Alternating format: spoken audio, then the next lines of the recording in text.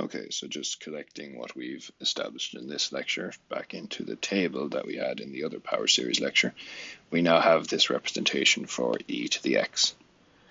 And we know that it's valid on the entire real line.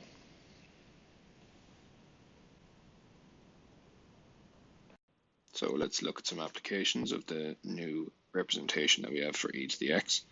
So the first question asks us to use the method of substitution to give a power series representation for e to the x squared. So recall the representation we had for e, which was e to the x is x to the k factorial in a sum. Now I didn't have to use x, I could have easily used w. So k is 0 to infinity, w to the k over k factorial. And remember, this representation is valid for all of R. So whatever you want to plug in, you just replace. So if it's e to the w, it's w to the k. If it's e to the x, it's x to the k.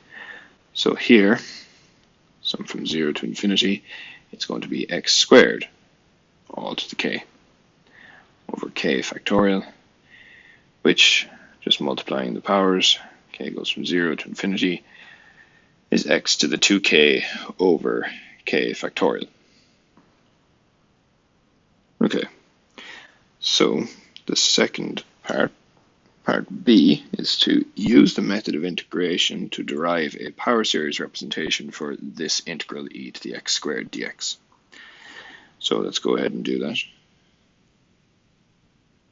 Integral sum x to the 2k over k factorial, k goes from 0 to infinity dx. And remember our theorem about integrating power series inside the radius of convergence. You just integrate term by term. So this is sum from 0 to infinity, x to the 2k plus 1 over 2k plus 1 times k factorial. Okay, now this might seem routine and you're just going through the steps, but this is actually very impressive because this is an extremely hard function to integrate using the methods that we know.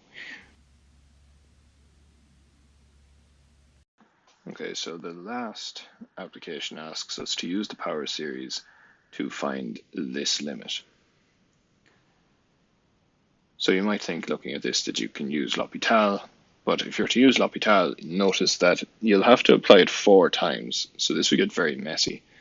So let's see if we can use power series to make this a bit simpler. Okay, so recall the expansion we had for e to the x squared. You can write this as limit x goes to 0 of sum k 0 to infinity x to the 2k over k factorial minus 1 minus x squared over x to the 4. Okay, so expand out the sum we have on the top in the dot dot dot notation. So this would be 1 plus x squared plus x to the 4 over 2 factorial plus x to the 6 over 3 factorial and so on, minus 1 minus x squared. Now, as this is a convergent series, I can cancel these terms. So I can cancel this minus 1. So I can cancel this minus 1 with this 1. I can cancel this x squared with this x squared. And I'm left with limit x to the 4 over 2 factorial plus x to the 6 over 3 factorial plus the next term would be x to the 8 over 4 factorial plus dot dot dot, all divided by x to the 4. Now, x to the 4 will divide into this. We'll kill this x to the 4, it'll leave a 2 once we divide into the x to the 6, and it'll leave an x to the 4 once we divide into the x to the 8.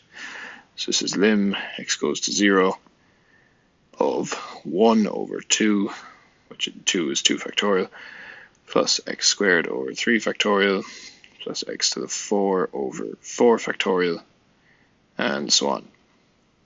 Now notice if x goes to 0, this goes to 0, this goes to 0, and all of the rest of them go to 0. The only thing that survives is the half. Okay, so this was a lot quicker than applying L'Hopital's rule 4 times and a lot less messy. Okay, so this is another application of power series.